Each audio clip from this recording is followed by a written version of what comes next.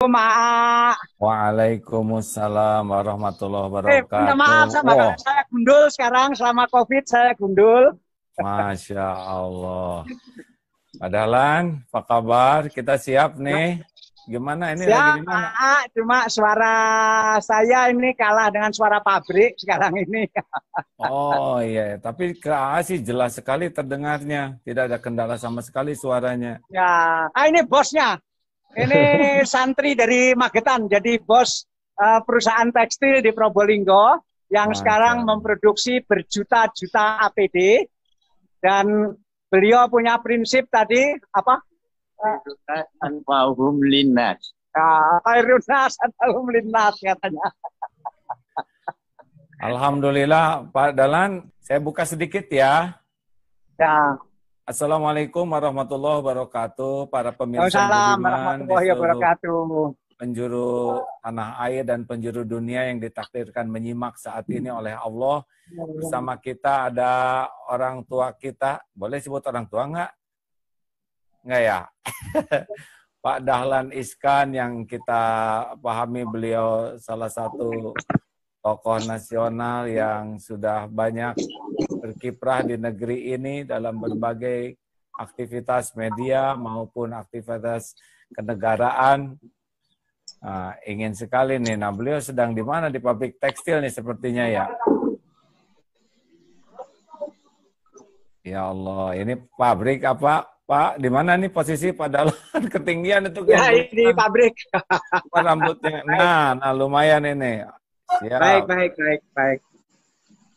Maaf ini di mana posisinya Pak Dahlan? Saya sekarang di pabrik APD, alat pelindung diri di Probolinggo, AA, miliknya seorang yang saleh sekali, Pak Pri, asli Magetan, sekampung dengan saya, tetapi menjadi pengusaha besar sekarang di bidang tekstil, dan ketika COVID ini mewabah, Pak Pri yang di belakang saya ini beralih karena karyawannya ribuan, kalau pabriknya harus berhenti, maka kasihan karyawan-karyawan itu, maka Pak Pri mengalihkan produknya, produk masker, kemudian APD, dan alhamdulillah pesanannya berjuta-juta, dan beliau tadi mengatakan yang paling alhamdulillah adalah karena karyawannya lantas tetap bisa bekerja.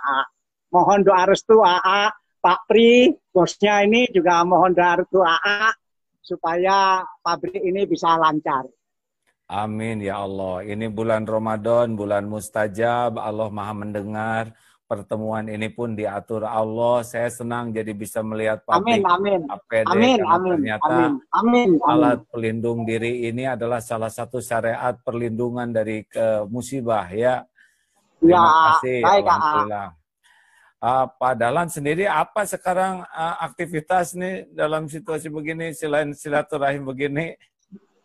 Ya lockdown di Surabaya, AA saya tiap hari kalau pagi tentu olahraga. Kebetulan saya sejak dulu tiap pagi itu olahraga, senam pagi. Saya punya grup senam yang disiplin sekali, tiap jam 6 pagi sudah senam. Kami punya kira-kira 120 lagu, ada lagu dangdut, ada Mandarin, ada lagu India, ada lagu Arab, ada lagu rock, ada dangdut, semua lengkap AA. Dan setelah itu saya mengajar jurnalistik, kemudian setelah zuhur saya mengajar cucu-cucu AA. Saya mengajar cucu-cucu bahasa Mandarin.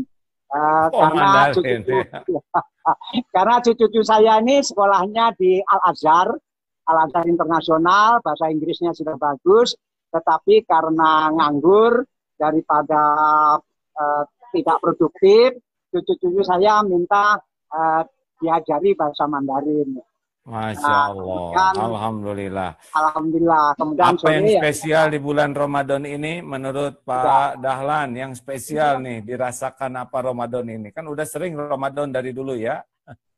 Ya bagi saya beda sekali ya, karena biasanya saya terbang ke sana kemari. Saya ingat Ramadan tahun lalu saya keliling Amerika dari satu wilayah ke wilayah lain. Kadang-kadang saya nyasar ke setiap buka puasa tentu saya mencari masjid di Amerika.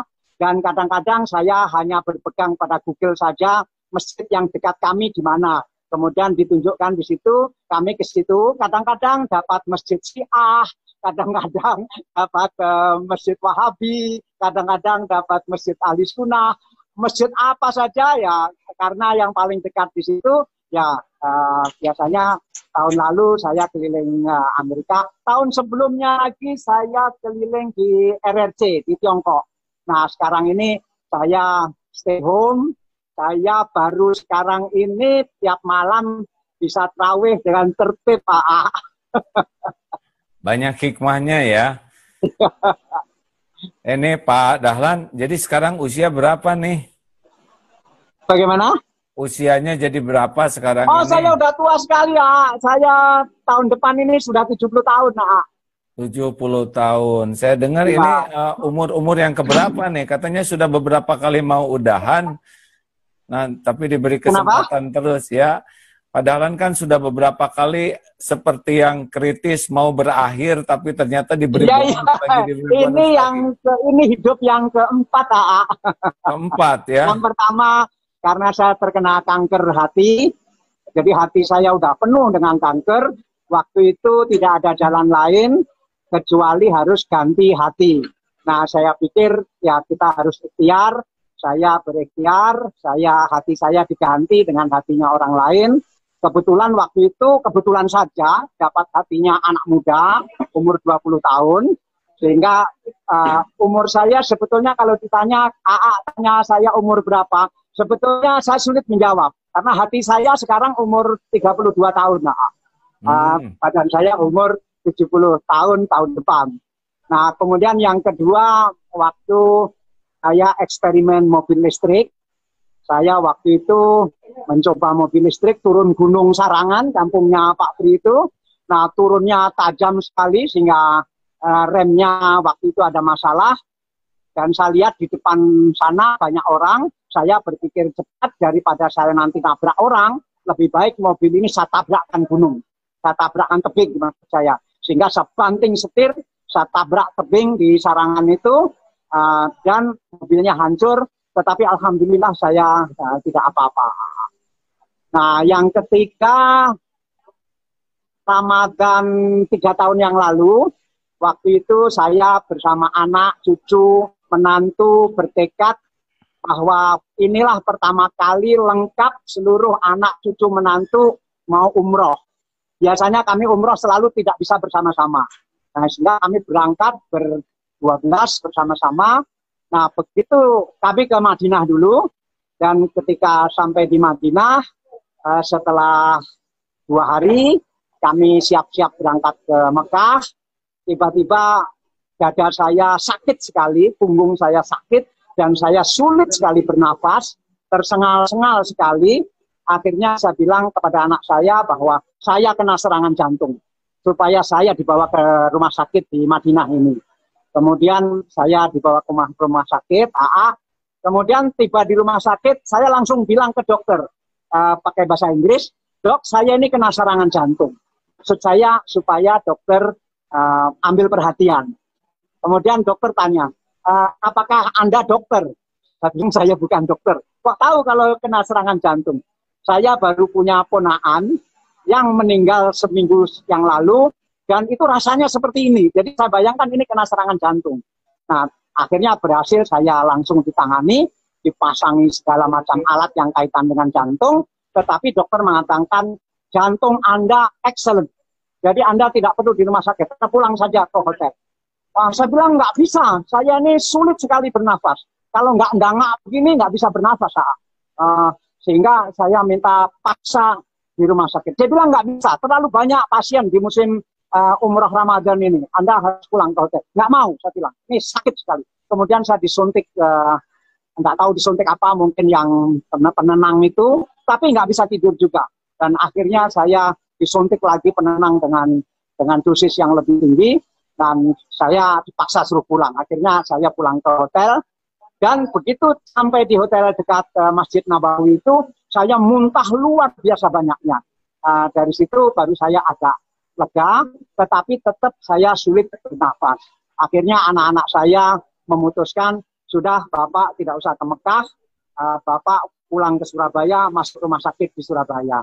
Akhirnya saya dan istri kembali ke Surabaya, anak-anak, cucu, menantu meneruskan ke Mekah. Di Surabaya saya langsung masuk rumah sakit dan ditangani 3 hari di rumah sakit itu tidak ditemukan sakit apa. Akhirnya teman saya yang di Singapura memaksa saya untuk ke Singapura. Saya ke Singapura, baru sana diketahui bahwa ternyata pembuluh darah saya, pembuluh darah utama itu pecah, yang disebut aorta dissection.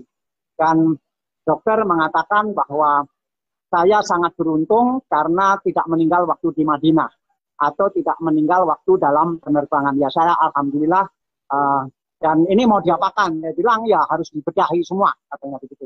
Tapi kemudian diperiksa lagi, akhirnya hanya dilakukan penggantian pembuluh darah. Jadi hati saya ini sudah bukan milik saya, pembuluh darah saya sepanjang setengah meter. Itu sudah bukan milik saya lagi, semuanya sudah artificial. Dan tetapi yang hati bukan artificial, hati beneran cuma hatinya orang lain. Jadi ini saya hidup yang keempat, mudah-mudahan barokah, mohon Pak Aristi. Amin, amin. Jadi diberi kesempatan hidup yang keempat, apa yang berubah dengan sebelum-sebelumnya nih? Adakah sesuatu yang sangat berubah sesudah Allah berikan kesempatan 4 kali hidup ini? Apa yang paling Pak Dahlan rasakan perubahannya? Ini pinter sekali jadi wartawan. Jadi ini cocok jadi anchor di TV. Pertanyaan-pertanyaannya sudah seperti wartawan senior. Jadi waktu saya selesai ganti hati, saya menyampaikan ke keluarga, ke teman-teman, bahwa saya tidak mau lagi cari uang. Kebetulan uang saya bisa mencari uang sendiri. Saya sendiri akan hanya melakukan 3 hal saja. 1, mengajar jurnalistik untuk wartawan-wartawan muda. Yang kedua, mengurus pesantren keluarga, karena keluarga kami, peninggalan kakek, itu punya kira-kira 120 madrasah, semuanya di desa-desa, miskin-miskin, yang gurunya gajinya juga lillahi ta'ala, begitu, sehingga kurang maju pesantren-pesantren ini. Santrinya kira-kira 120.000 kalau di total. Di daerah Magetan, Madiun sana. Nah, saya bilang, saya diberi rahmat oleh Allah, sekarang saya tidak mau lagi cari uang, tapi saya akan ikut ngurus pesantren. Sudah ada yang ngurus, yaitu saudara kami, tapi saya akan ikut mengurus. Kemudian yang ketiga akan menulis buku. Dan sejak itu saya nggak mau ke kantor lagi, perusahaan diteruskan oleh teman-teman, sehingga saya hanya ngurusi 3 hal itu. Nah, saya pesantren itu saya lihat kok begini semua. Kemudian saya studi pesantren di Singapura, di Al-Irsyad. Saya punya komunikasi dengan Al-Irsyad Singapura, dan saya ingin menggunakan metode dan sistem di Al-Irsyad Singapura ke pesantren saya. Karena itu saya mendirikan International Islamic School di Magetan, yaitu pesantren tetapi yang standarnya internasional, dan tempatnya di desa. Kalau mau komersial tentu tempatnya harus di kota, karena ini mahal sekali, gurunya kan mahal-mahal di situ. Tapi ya kalau di kota, untuk apa saya membuat sekolah internasional di kota? Biarlah itu para bisnismen. Saya tetap mendirikan itu di Magetan, dan sekarang sudah 2, 1 lagi di Kediri, dan pengennya sih tiap 2 tahun berkembang, tetapi saya belum tahu, mohon doa restu. Nah, karena itu, Masya Allah. Jadi setelah itu 2 tahun kemudian, ya, jadi orientasinya berubah saja sekarang ya, dengan adanya kesempatan itu ya. Takdir diberi kesempatan hidup, jadi sekarang sudahlah, dunia mah bekal ngikut saja. Yang penting siap-siap bekal. Memang kira-kira rencananya berapa tahun lagi Pak Dahlan kalau diberi kesempatan hidup maunya? Tapi begini, setelah saya 2 tahun tidak ke kantor, tidak ngurus perusahaan, tiba-tiba saya diminta oleh Bapak Presiden, waktu itu Pak SBY, untuk menjadi Dirut PLN. Oh ya, Nah, waktu saya itu bilang ya. sama Pak SBY, Pak, saya ini baru sembuh dari sakit yang sangat berat. Masa menjadi Dirut PLN pertama. Yang kedua, saya ini lulusan madrasah, madrasah aliyah. Masa menjadi Dirut PLN? Nanti kan Bapak dipertanyakan orang, ini presiden kok mengangkat lulusan madrasah aliyah menjadi Dirut PLN. Saya bukan insinyur, bukan elektro. Saya ini madrasah aliyah, Pak. Nah, kemudian saya ini sudah berjanji tidak mau cari uang. Kalau saya jadi Dirut PLN, berarti kan saya nanti digaji. Dan gajinya besar, Dirut PLN itu waktu itu gajinya 160 juta sebulan. Wah. Kemudian tapi Presiden terus minta supaya saya mau jadi Dirut PLN. Berbagai alasan sudah saya kemukakan, beliau tetap minta saya menjadi Dirut PLN. Akhirnya saya bilang, ya sudah Bapak, saya mau, tetapi saya mengajukan banyak syarat. Pertama, saya harus mengangkat direktur-direktur sendiri. Saya nggak mau direktur-direktur saya diangkat oleh para politisi, para menteri yang lain, saya tidak mau. Dikabulkan. Kemudian saya tidak mau masa jabatan 5 tahun. Saya mau masa jabatan 3 tahun saja. Karena 3 tahun ini saya yakin bisa membuat listrik bagus, sebagus Malaysia. Waktu itu saya bilang, sehingga saya ingin setelah 3 tahun saya nggak mau lagi. Nah, kemudian saya juga minta bagaimana caranya saya tidak ambil gaji, tidak ambil fasilitas. Bahkan mobil saya pengen pakai mobil saya sendiri, bensin saya sendiri, handphone saya sendiri. Presiden bilang pokoknya terserah saja, yang penting Pak Dahlan mau menjadi Dirut PLN.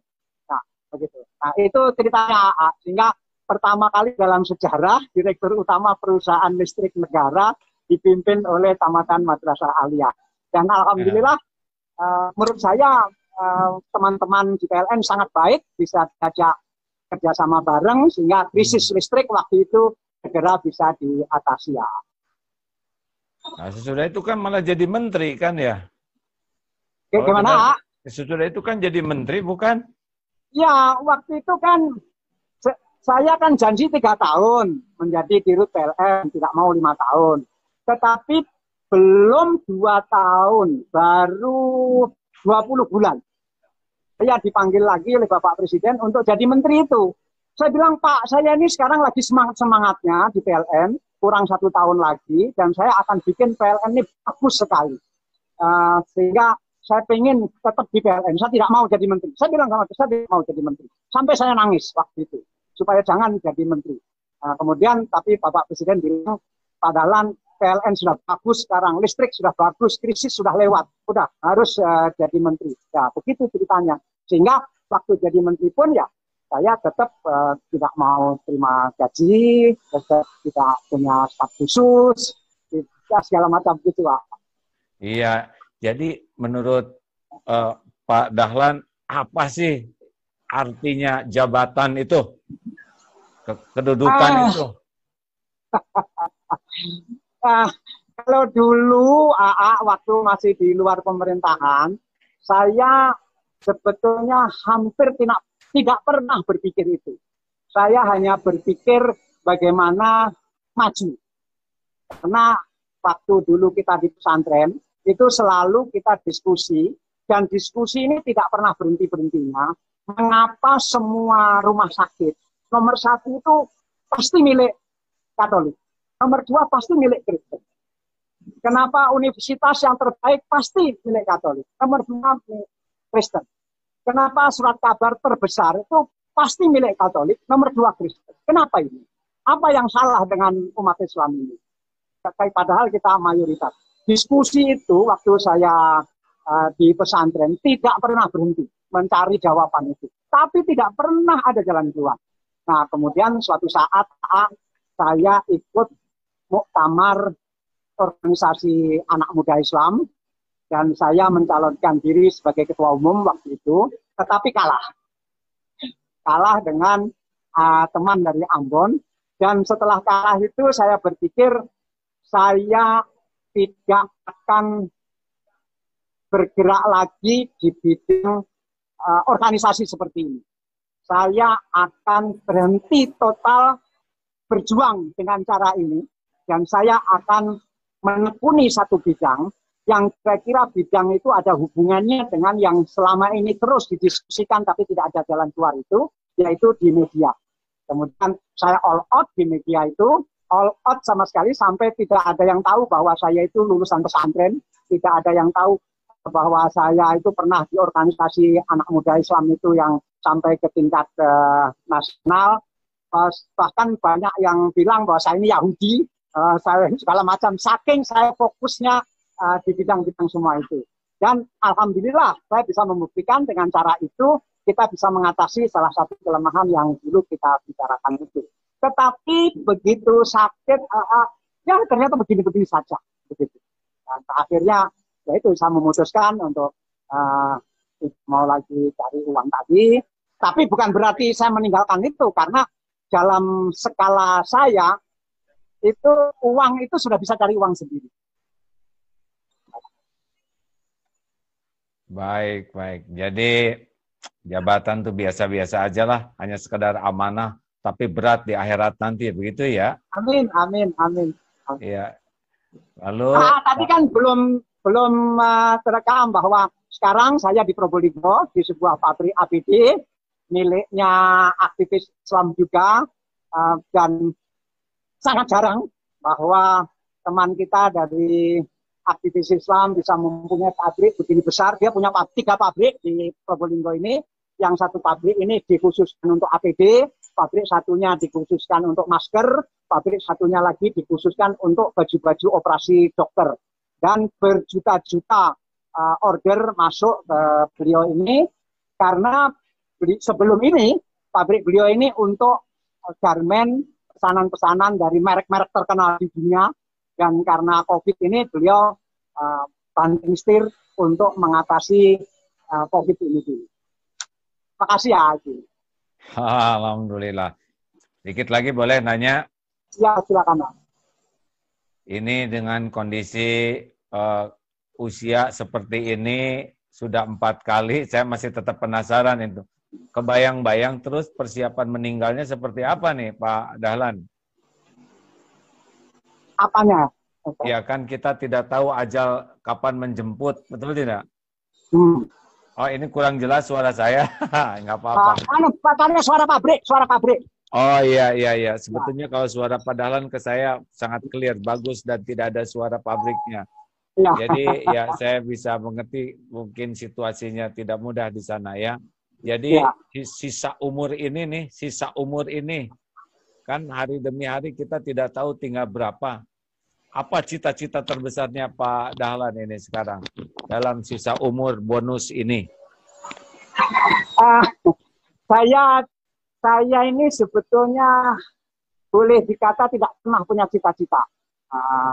Saya tentu dulu keluarga mengharap saya jadi kiai di madrasah kami, karena kiai generasi 1 sama kiai generasi 2 semuanya meninggal dibunuh PKI pada tahun 48 itu, sehingga satu pesantren itu hampir habis, tidak ada lagi yang bisa jadi kiai, yang tersisa masih anak-anak kecil kayak kami ini. Begitu. Saya belum lahir waktu itu, saya lahir 51, peristiwa itu 48, masih kecil-kecil semua, nggak ada yang bisa jadi kiai. Kiai Tauhid dibunuh, Kiai Hadis dibunuh, Kiai Fikih dibunuh, Kiai Tafsir dibunuh, semua kiai di pesantren kami dibunuh PKI waktu itu. Dan yang menyelamatkan ini adalah Siliwangi. Ketika Siliwangi datang dari Jawa Barat ke Magetan, kemudian PKI ditumpas, nah baru pesantren kami selamat, tetapi semua kiai sudah dimasukkan sumur hidup-hidup. Nah, waktu itu saya belum lahir, tetapi ketika saya besar duluan di antara yang lain-lain yang perempuan, saya diinginkan jadi kiai. Kemudian saya bilang, saya tidak mau. Bukan karena menghindari, tetapi saya ini keturunan dari perempuan. Di pesantren kami punya tradisi, yang jadi kiai harus keturunan yang dari laki-laki. Tapi yang keturunan dari laki-laki itu masih kecil waktu itu. Ya sudah, nggak apa-apa. Saya akan dampingi beliau yang kecil ini sampai beliau menjadi insinyur, sampai beliau urusan rumah tangganya, urusan ekonominya beres. Kemudian kita bilang, Mas, saya panggil dia Mas yang jadi kiai. Nah, setelah itu saya bisa penuh untuk tempat lain tidak jadi kiai, karena kami menjunjung tinggi tradisi bahwa yang jadi kiai biarlah yang dari jalur laki-laki. Mungkin itu salah, tapi begitulah waktu itu kami gitu. Nah sekarang setelah hampir 70 tahun ini saya mau ngapain? Tentu meneruskan mengurusi pesantren keluarga, karena saya malu dibanding pesantren-pesantren lain jauh masih ketinggalan. Nah, kemudian saya menjalani hidup ya apa yang harus terjadi terjadi aja. Mohon maaf. Alhamdulillah.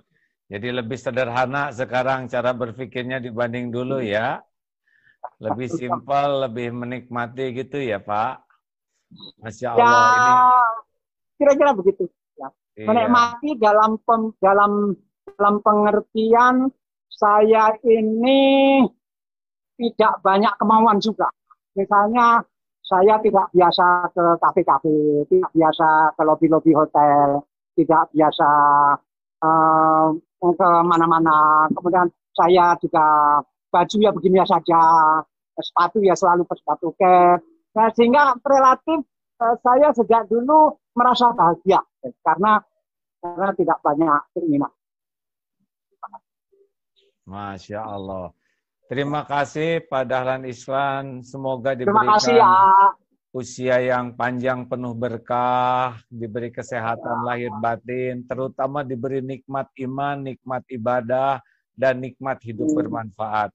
Semoga saya doakan jadi kiai betulan ya. Amin, amin, amin, amin. Jadi menteri amin. Udah, jadi ini amin. Udah, jadi pengusaha sekarang tinggal jadi kiai amin. Ya. Amin, amin. Sehingga nanti kalau meninggal tuh adalah meninggalnya sebagai ulama. Amin. Amin. Amin, amin, amin. Ya, Masya Allah. Terima kasih. Salam hormat untuk keluarga dan kawan-kawan dan pabrik-pabriknya juga semoga berkah. Terima kasih Pak Dahlan ya atas obrolannya. Saya mohon maaf atas pertanyaan yang kurang berkenan.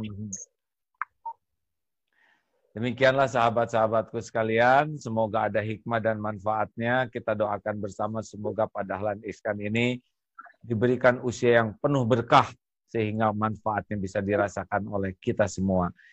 Sekian, alhamdulillah, subhanakallahumma bihamdik, asyhadu alla ilaha illa anta, astaghfiruka wa atubu ilaik. Assalamualaikum warahmatullahi wabarakatuh. Alhamdulillah, sahabat-sahabatku sekalian, bincang-bincang kita bersama Pak Dahlan Iskan banyak kalau A mendapatkan banyak sekali hikmah ya.